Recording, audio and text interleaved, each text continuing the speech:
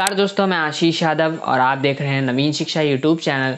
अगर आप चैनल पे पहली बार आए हैं तो चैनल को सब्सक्राइब कर लें और इस वीडियो को ज़्यादा से ज़्यादा लोगों तक फॉरवर्ड करें। और वीडियो पसंद आई हो तो वीडियो को लाइक कर लें।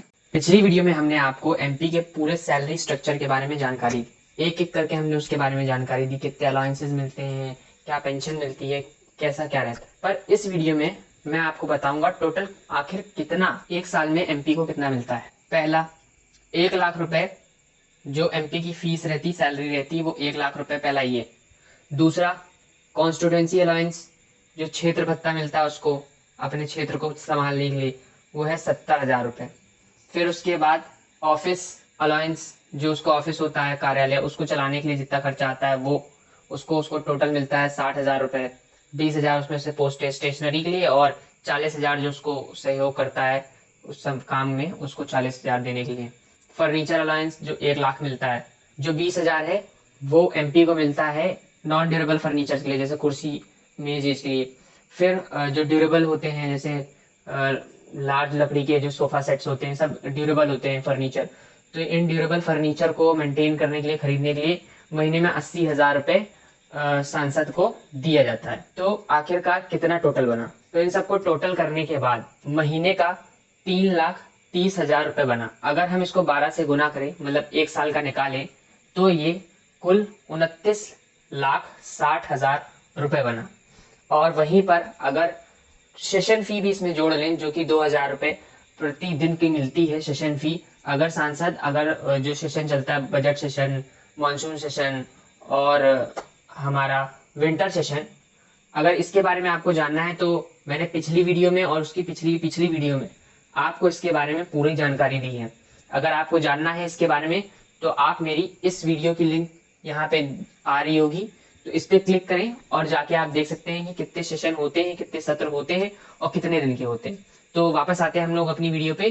3 सेशन होते हैं, बजट सेशन, मानसून सेशन और हमारा विंटर सेशन। सबसे बड़ा बजट सेशन होता है जिसमें 90 दिन होते हैं टोटल, और वो एक्सटेंड भी हो सकता है, पर 90 दिन ऑन एन एवरेज सबसे बड़ा बजट सेशन होता है। विंटर सेशन जो हो गया वो 1 महीने का होता है और मानसून सेशन हमारा 2 महीने का होता है। अगर हम बात कर लें तो ऑन एन एवरेज 7 महीने का एक साल में सेशन होता है। 2,000 रुपये प्रति दिन का हिसाब लगाए तो 4,20,000 रुपये साल का बना। अगर हम इसको 29,60,000 में जोड़ लें 4,20,000 को, तो टोटल बनता है 43,80,000। तो कम से कम 44 लाख एक सांसद अपने एक साल के कार्यकाल में कमा लेता है। वहीं अब हम बात करें, अगर थोड़ा ऊपर नीचे, अगर सेशन फी की ऊपर नीचे कुछ होता है, अगर सेशन बढ़ता है, तो कम से कम 44 लाख रुपए वो उसकी सैलरी बन जाती है एक साल की। और ऊपर नीचे की कमाई जो होती है, जो रिश्वत घूसखोरी जो अगर कोई एमपी करता है, मैं किसी का नाम नहीं लेना चाहूंगा, पर कुछ एमपीज जो हैं वो ऐसा करते हैं। अगर ये सब भी करता है कोई एमपी, तो कम से कम एक साल में 50 लाख रुपए कमा लेता है वो। अब बात करें इतना पैसा आखिर एक सांसद को किस लिए मिलता है, क्या है उसकी रिस्पॉन्सिबिलिटी, क्या है उसके काम। तो उसकी रिस्पॉन्सिबिलिटी 2 कैटेगरी के हिसाब से बांटी गई है। 2 तरीके के सांसद होते हैं एक पार्लियामेंट में। तो संसद के अंदर सांसद होते हैं और 2 तरीके के होते हैं, क्योंकि 2 तरीके के हाउसेज होते हैं, अपर हाउस और लोअर हाउस। अपर हाउस को हम लोग बोलते हैं राज्यसभा और लोअर हाउस को बोलते हैं लोकसभा। तो जो अपर हाउस के एमपीज होते हैं, सांसद होते हैं अपर हाउस के, उनका जो काम होता है वो अपने स्टेट को रिप्रेजेंट करते हैं, क्योंकि वो स्टेट को रिप्रेजेंट करने के लिए ही चुने जाते हैं। और इनका वोटिंग जो होता है एमएलए द्वारा होता है, विधायक ही चुनते हैं एक राज्यसभा मेंबर को। और वहीं अगर हम लोकसभा सांसद की बात करें, तो लोकसभा सांसद जो है वो पार्लियामेंट में बिल, मनी बिल हो गया, ऑर्डिनेंस बिल्स हो गए, जितने भी टाइप के होम एक्सटर्नल इश्यूज होते हैं, इंटरनल एक्सटर्नल इंटरनेशनल जितने भी इश्यूज होते हैं, वो एक लोकसभा एमपी उसको देखता है। इसी के साथ आपके मन में ये भी सवाल आया होगा कि कुछ एमपीज जो होते हैं वो कभी राज्यसभा में भी चले जाते हैं और कुछ एमपीज लोकसभा में भी बोल लेते हैं अपनी बात, तो ऐसा कैसे। तो मैं बता दूं, इसका सिर्फ कुछ लोगों के ऊपर ही राइट्स है, जैसे कि पीएम, प्रधानमंत्री जी, उनके साथ जो उनकी कैबिनेट है उनको ही सिर्फ अधिकार है, जो यूनियन मिनिस्टर है कैबिनेट के अंदर, उन्हीं को सिर्फ अधिकार है कि वो राज्यसभा में भी बोल सकते हैं और लोकसभा में बोल सकते हैं, क्योंकि उनके पास जो है मिनिस्ट्रीज होती है। जो मिनिस्ट्रीज होती हैं उनके पास उससे रिलेटेड सवाल उठते हैं और दोनों हाउसेज में सवाल उठाए जाते हैं और इसका जवाब उन वो जो मिनिस्ट्री के हेड होते हैं, जो मिनिस्ट्री को संभालते हैं, उनको जवाब देना पड़ता है। जैसे कि अभी नीट का मामला उठा था तो धर्मेंद्र प्रधान जो है हमारे एजुकेशन मिनिस्टर, उनने राज्यसभा में भी बोला था और लोकसभा में भी बोला था। इन दो कैबिनेट मिनिस्टर्स और पीएम प्रधानमंत्री के अलावा कौन एक और आदमी है जो कि दोनों सभाओं में बोल सकता है, उसको राइट है बोलने का। अगर आपको पता है तो आप कमेंट बॉक्स में जरूर लिखें। अभी वीडियो को पॉज करें, कमेंट बॉक्स में लिखें, क्योंकि मैं बता रहा हूं कि आखिर कौन बोल सकता है दोनों हाउसेज में। तो इसका आंसर है attorney general of India. Attorney general मैं बता दूं एक ऐसा लॉयर है जो कि गवर्नमेंट, जो सेंट्रल में गवर्नमेंट चल रही होती है, जैसे अभी बीजेपी की विद अलायंस ऑफ एनडीए, बहुत सारी पार्टी और एनडीए की सरकार चल रही है, तो एनडीए की सरकार को जो लॉयर है वो अटॉर्नी जनरल रहता है और वो जो भी सेंट्रल गवर्नमेंट के अंदर आते हैं मिनिस्टर, उनके ऊपर कभी केस होता है तो अटॉर्नी जनरल ऑफ इंडिया उस केस को लड़ते हैं।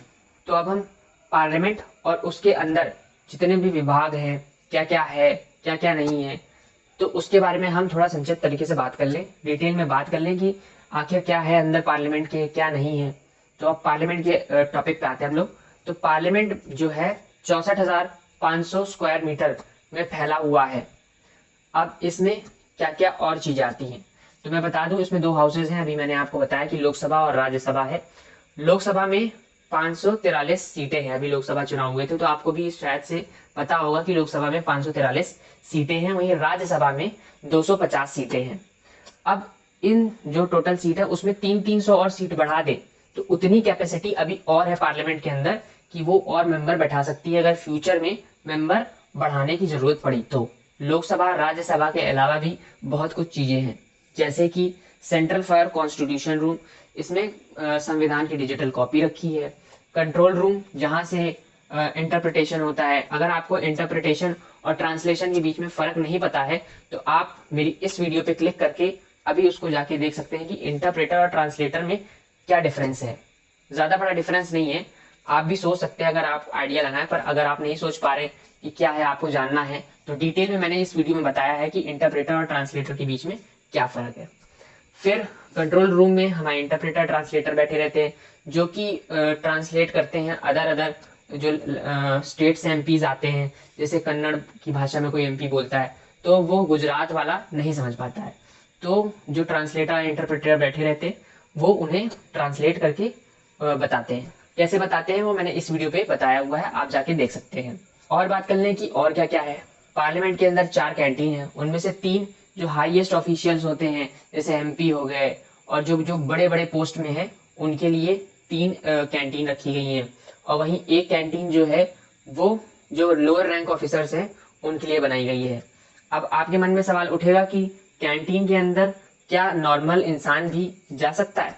तो मैं बता रहा हूँ कि हाँ, जा सकता है, पर उसके लिए पूरी चेकिंग कराई जाएगी। आपके लिए एक पास बनाया जाएगा, मतलब कि पूरी चेकिंग करी जाएगी, आपको पूरा थका दिया जाएगा कि आपका मन ही नहीं होगा कि अब मैं जाऊं कैंटीन और वहां पे खाना खाऊं।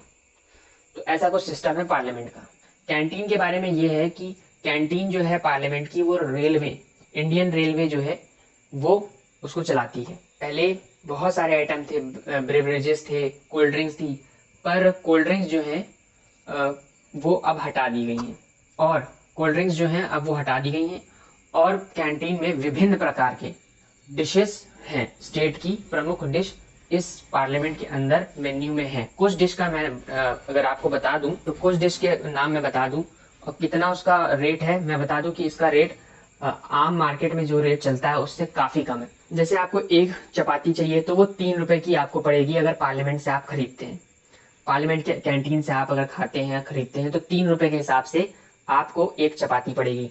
वहीं पे अगर हम नॉन वेज की बात कर लें तो चिकन की बात कर लें तो चिकन करी 2 पीस उसमें पीस मिलेंगे, वो 75 रुपए का पड़ेगा आपको। चिकन बिरयानी की बात कर लें तो आपको वो 100 रुपए की पड़ेगी। तो ऐसे ही नॉमिनल रेट्स में यहाँ पे हमको हर एक स्टेट की सबसे प्रमुख जो डिश है जिस लिए वो स्टेट प्रसिद्ध है उस चीज के लिए, वो सारी की सारी मेन्यू में यहाँ पे ऐड करी है, वो भी बहुत नॉमिनल और साधारण रेट पे जिससे एमपी उसको खरीद पाए। अब पता नहीं आखिर क्यों, अगर एमपी 93% करोड़पति हैं तो फिर क्यों ये नॉमिनल रेट रखने की ज़रूरत पड़ी। आखिर वो खुद अपने पैसे से खरीद सकते हैं। ऐसे तो हमको बोला जाता है इन्वेस्ट करें, खर्चा करें, पर वो लोग क्यों इतनी सुविधा उनको मिलती है, आखिर खाने में भी इतनी सुविधा, और हमारे यहाँ पे आटे गेहूं के दाम बढ़ा दिए जा रहे हैं। फार्मर्स यहाँ प्रोटेस्ट कर रहे हैं कि उनको एमएसपी चाहिए और यहाँ कम दामों पे ये खाना खा रहे हैं। हालांकि अब क्या करें, सरकार है, मनमानी करती है, जनता को लूटती है। अब बात करें कि पार्लियामेंट के अंदर और क्या क्या है। 2 houses, Lok Sabha Rajya Sabha, automatic control room, canteen, 4 canteen हो गई, फिर command centre, central for constitution room, ये सभी चीज़ें मौजूद हैं पार्लियामेंट के अंदर। अब हमने बात कर ली पार्लियामेंट के अंदर क्या क्या मौजूद है, तो मैं बता दूं। अब हम बात कर लेते हैं सिक्योरिटी, पार्लियामेंट की सिक्योरिटी। पार्लियामेंट के अंदर जो सांसद बैठे रहते हैं, एमपी बैठे रहते हैं, या फिर जितने भी और कैटेगरी के हाई ऑफिशियल्स बैठे रहते हैं, उन सब की सिक्योरिटी कैसे की जाती है।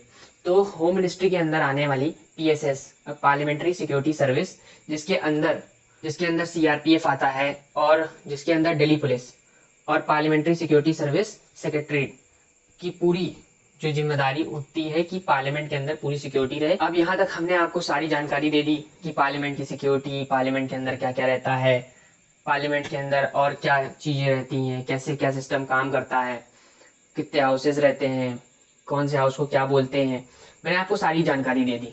आर्टिकल 101(3)B के हिसाब से जो हमारे राज्यसभा के एमपी होते हैं वो चेयरमैन को इस्तीफा देते हैं, जगदीप धनखड़। और वहीं अगर लोकसभा की बात करें तो लोकसभा का एमपी को इस्तीफा देना चाहता है तो वो लोकसभा का स्पीकर, अभी इस समय ओम बिरला जी स्पीकर हैं, तो उनको हमारे लोकसभा एमपी, लोकसभा सांसद इस्तीफा सौंपते हैं।